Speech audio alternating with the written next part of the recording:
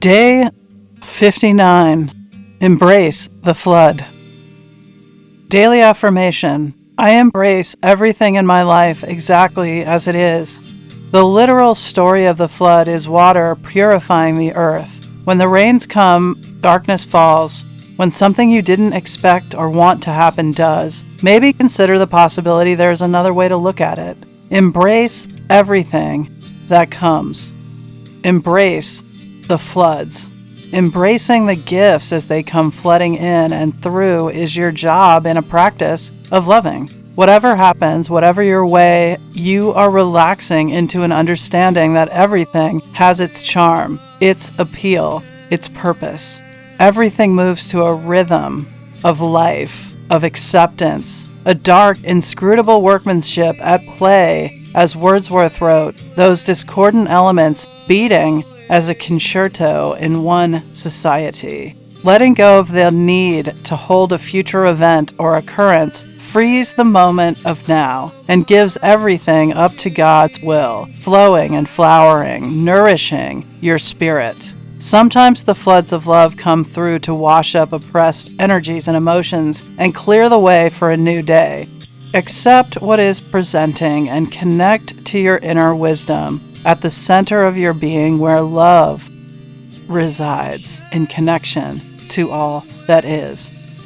Any student of history will tell you America is made up of the most diverse collection of races, religions, beliefs, and peoples. Why? America was what folks in the East thought was undiscovered land, holding the promise of a new age. It's where the miscreants went to start a new life. It remained the last, in quotes, melting pot available on the precious planet to leave behind the oppressions of tyranny in the colonial worldview. But, as anyone who has ever had to face demons or train dragons will tell you, running from your fears or fears of the collective does not make them go away.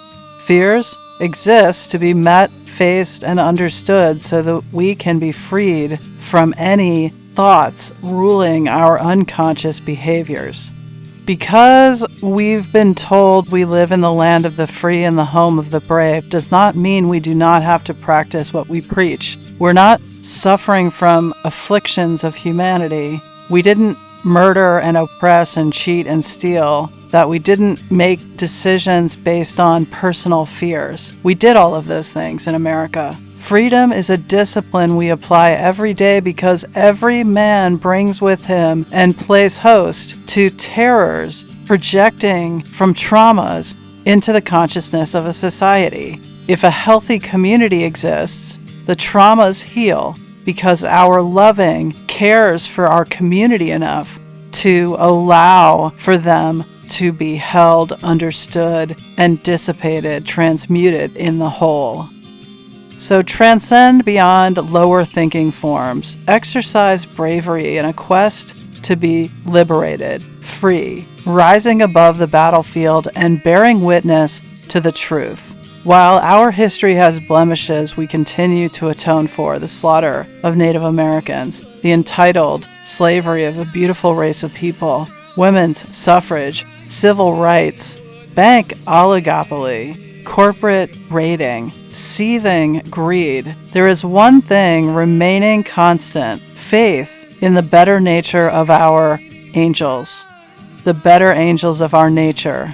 A space where whatever unjust, not right-minded human afflictions are taking place, we are willing to see the truth in our connection and hold space for new possibilities, to look at things in a different way, to argue, yes, but then to see the light of connection and be clear and present, a source, a beacon for truth. So this mass collection of discordant elements, as William Wordsworth stated, could move in one society. One society embracing each other's differences in love and opening to the highest possibilities of peace for all humanity. Getting a little biblical, and who doesn't love the Bible from the Sermon on the Mount? Therefore, everyone who hears these words of mine and acts on them may be compared to a wise man who built his house on a rock.